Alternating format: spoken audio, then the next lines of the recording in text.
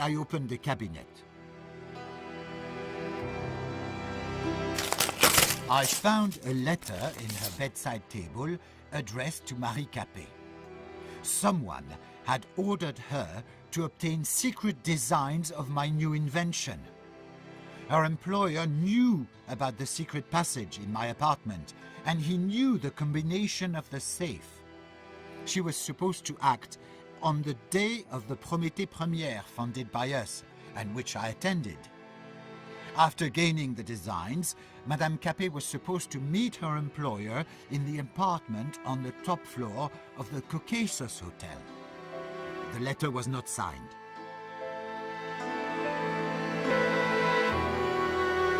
Monsieur le Président, this is the evidence marked with number 8. It clearly indicates the intention of committing the crime by the victim, which, according to my client's testimony, Madame Capet committed on the day of her death.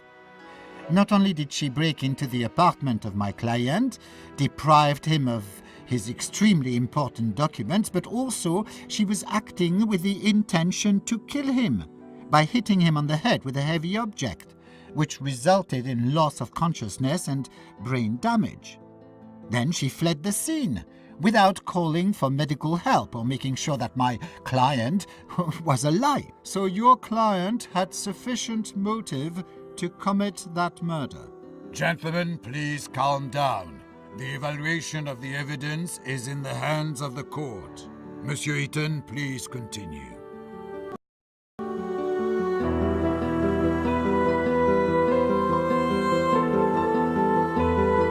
I examined Marie Capet's read, and it was a socialist scribble of Charles Marx.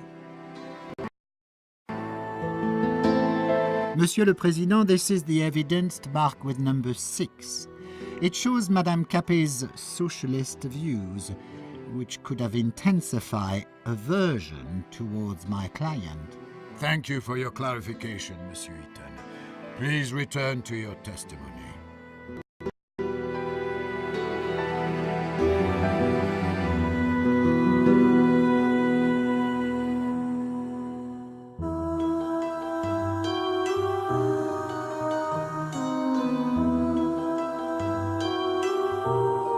I stared out the window at the quiet street of Montmartre. I opened the door to Madame Capet's room.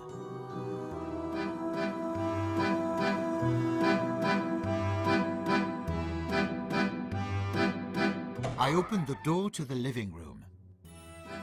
I was curious to see behind the door, but did not want to offend my host by nosing around.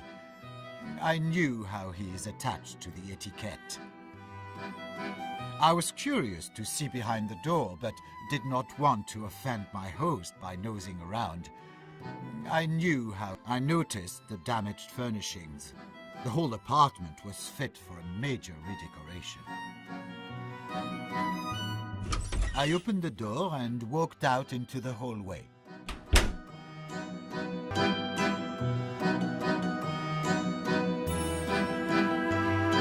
I decided to use the stairs instead of the elevator.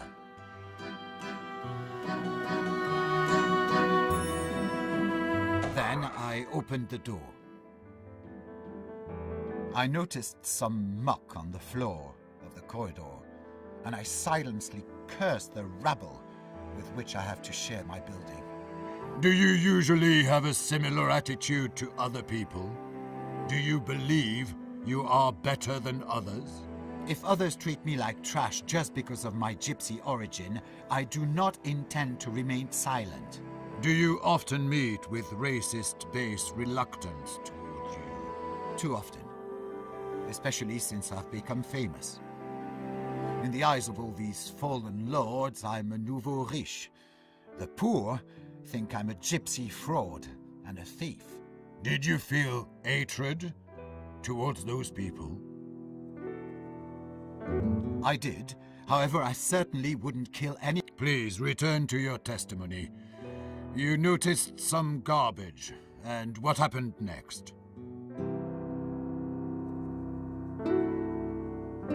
Then, I opened the door and stepped outside.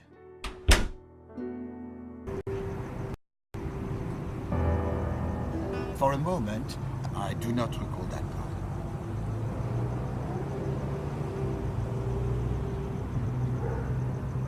I read the restaurant's menu.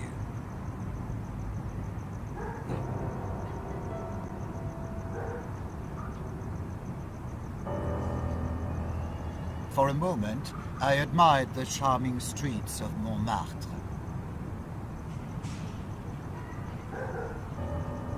Then I opened the gate.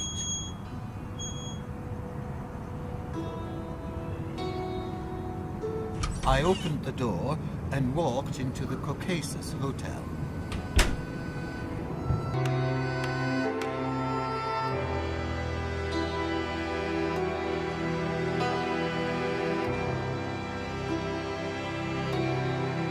I've just received an urgent package from the Procureur de la République, containing new evidence in the case. I ask both the parties to get acquainted with it. It is a letter from the attorney's office from 1 week before the murder, which calls Alfred Eaton in attendance to forward the designs of the invention which he has constructed in secret from Le Feu Company. The firm acted on behalf of the president of the company, Hugo Argent. Monsieur Eaton, have you received the letter? Oui, Monsieur le Président. When did you receive it? I don't remember exactly, but probably on the 10th of October. So, exactly 1 week before the murder? Oui, Monsieur le Président. Which designs are mentioned in this letter? Designs of my secret invention on which I was working in my free time. It has no connection with Le Feu. Therefore, why did the firm send you this letter on behalf of Hugo Argent? Hugo must have guessed what great potential my invention had, and how profitable it could be. Did you keep your designs in your apartment? Oui, Monsieur le Président, in the safe, in my secret workshop. Due to the new circumstances which may be relevant to the case, I order rehearing of Hugo Argent. Please summon the witness. And at this time I announce a break. The next court session will be held tomorrow at the same time.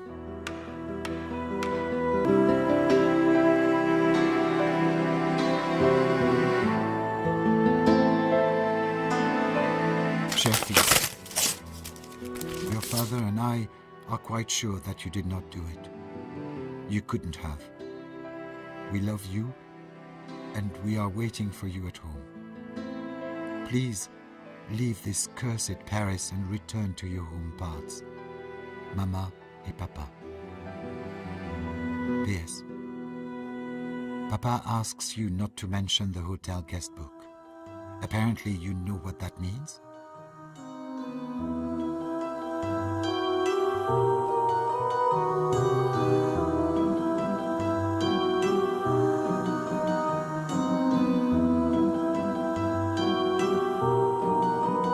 Mon cher ami, I am in a deep regret that you had to stand before the court accused of such a terrible deed.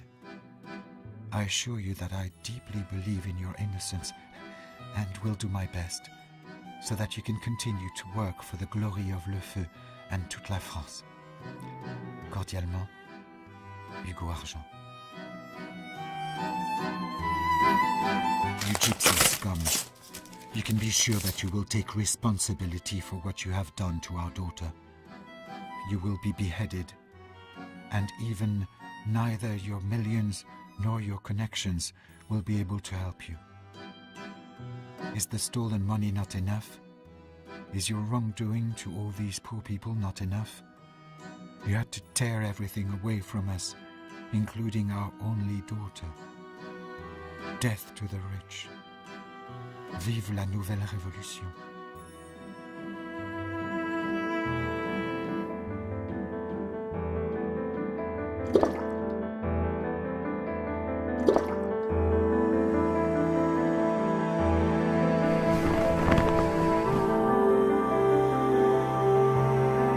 Monsieur Eaton, please hurry. The court is already in waiting. Bienvenue, messieurs. We are all present, so we can begin. To begin with, I inform you that Hugo Argent submitted further clarifications on the letter from the attorney's office discussed yesterday. His testimony has been attached to the evidence. Monsieur Eaton, please continue your testimony.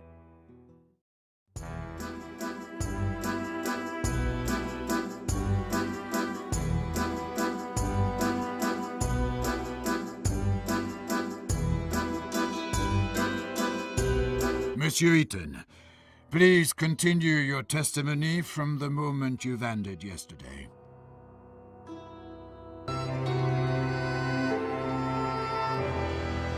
I opened the door to the phone room.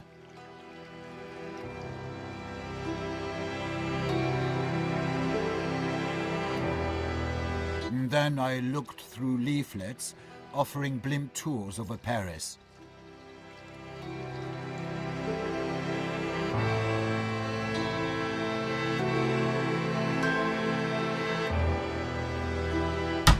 Next, I wanted to open the door to the restaurant, but it was closed because of the late hour.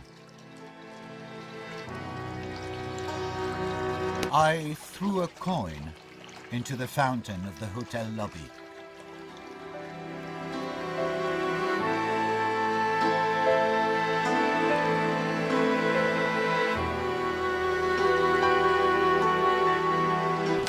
I opened the elevator grate. I took the elevator to the first floor.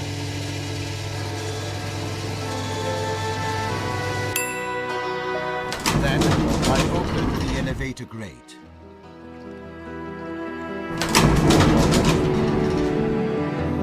Then I took the elevator to the second floor.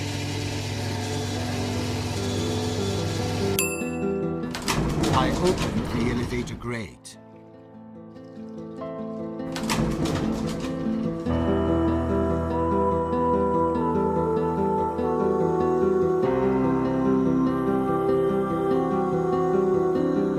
I examined the historic tableware. For a moment, I admired the paintings of Paris. Then I opened the door.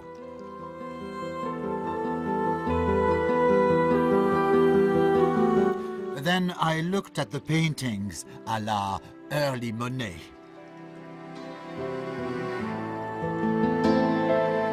I tried to open the door to the hotel room, but it was closed. Why did you want to open that door? I had a feeling that in one of the rooms I would find the damn thief and reclaim my documents. What were you planning to do when you would find that person? I had no plan. I thought only about getting my documents back. I understand. Please continue. I opened the door and entered the room. As I walked in, Madame Capet was standing by the desk, counting money from the suitcase. She didn't notice me.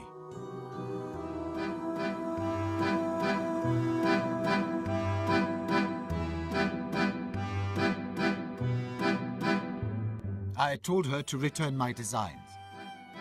It's obvious that she was interested only in the money because she gave them back without hesitation.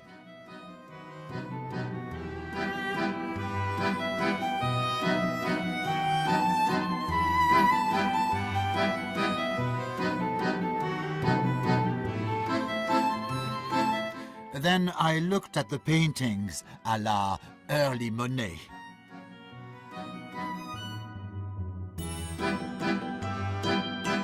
Then I left the room into the corridor. So you claim that you did not kill Marie Capet? Oui, Monsieur le Président. When I left the room, Marie Capet was still alive. I understand. Please continue, Monsieur Eaton.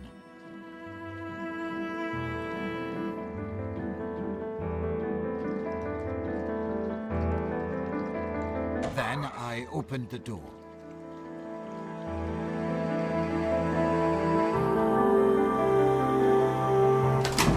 opened the elevator grate. I took the elevator to the ground floor.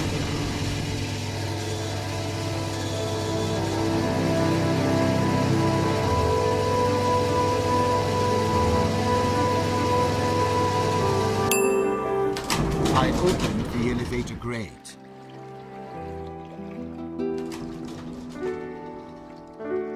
Later, I opened the door and walked out into the street.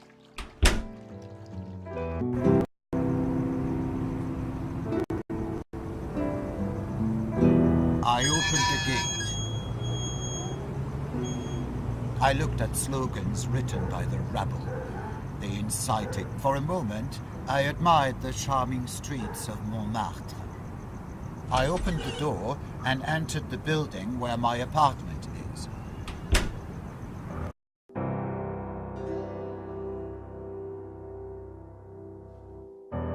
Then I opened the door.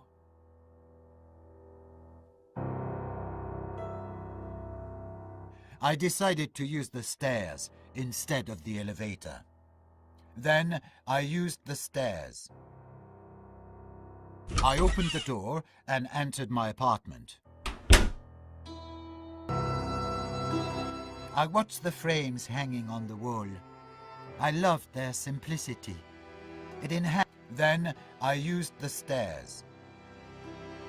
I opened the inner door.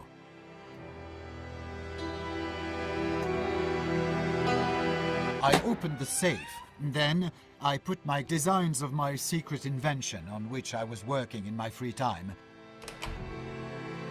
I was tired after the banquet, so I immediately went to sleep. I was even too tired to undress. Is it all you want to testify, Monsieur Eaton? Oui, Monsieur le Président. And so I close the hearing. It is time to present your positions.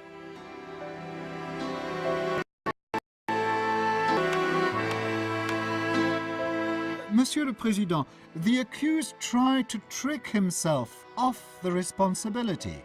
He used cunning rhetoric, trying to hide more and more of his new lies.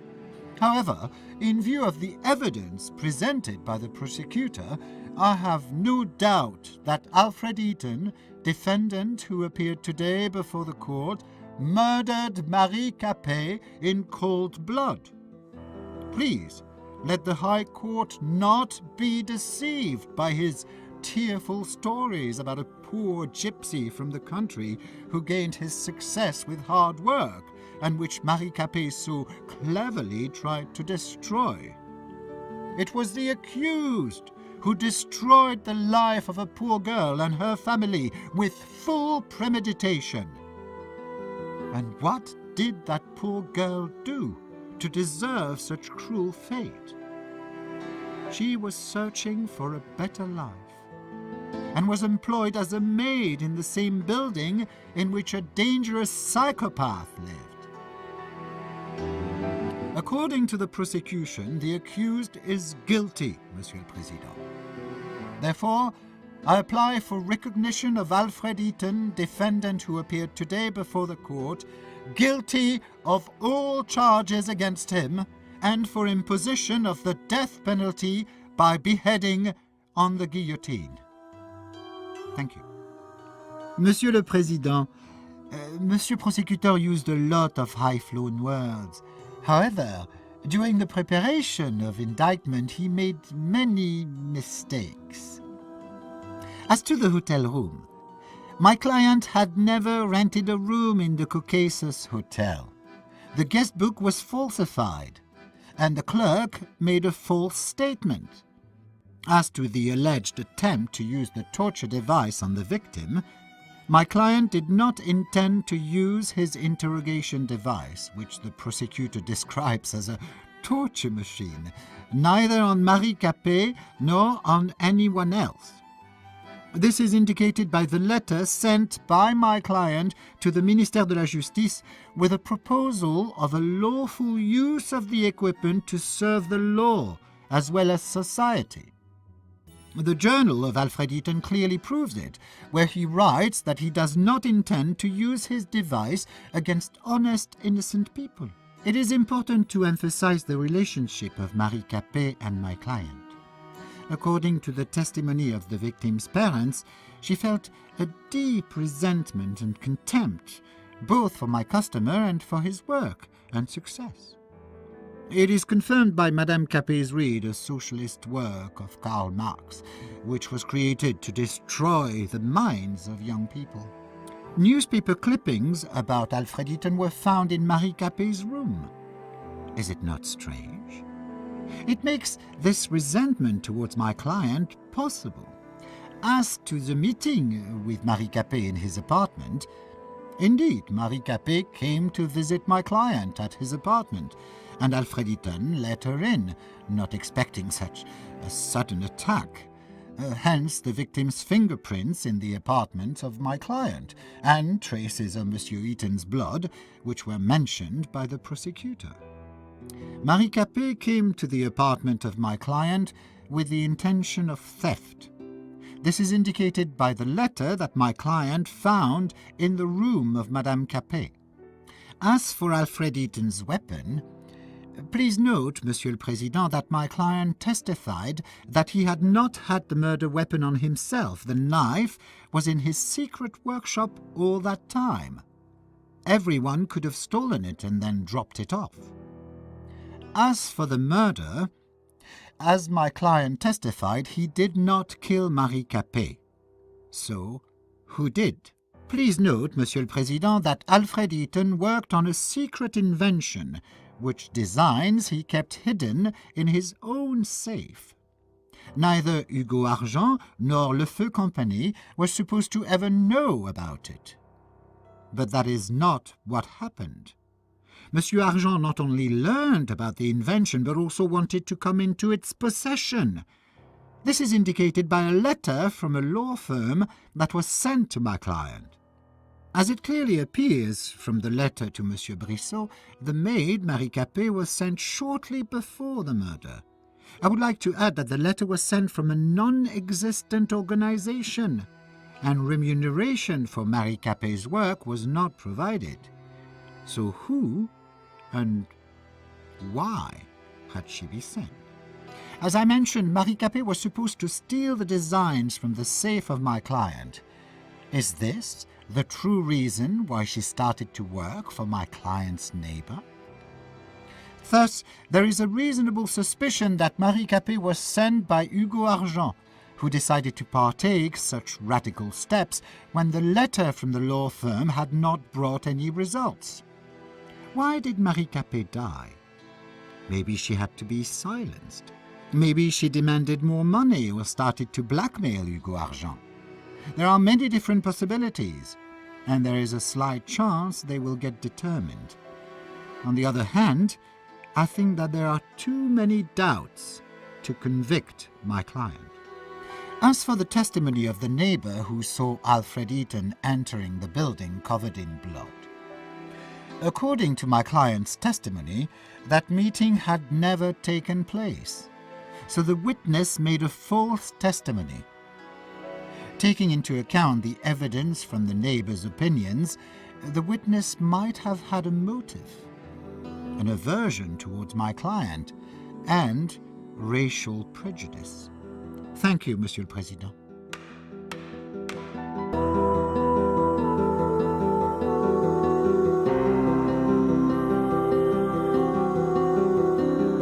Gently. Your father and I are praying for you, and we believe that the court will be merciful. Maman et Papa. Postscriptum. Papa is sorry that it did not work as he had planned.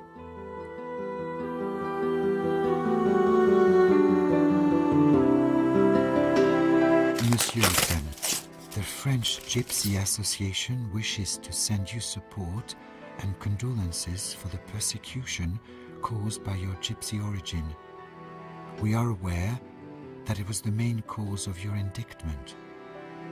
We offer you a safe haven if you decide to leave the prison in less official way.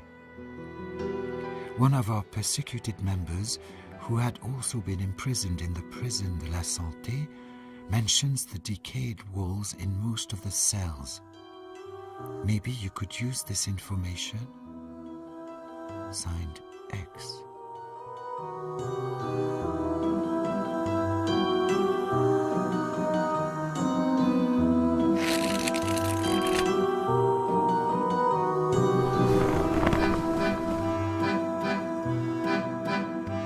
Monsieur Eaton, please hurry. The court is ready to announce the verdict. The verdict on behalf of the République Française. The court, as present, hereby finds that Alfred Eaton, accused of murdering Marie Capet, is guilty of the charges against him, and sentences the accused for life.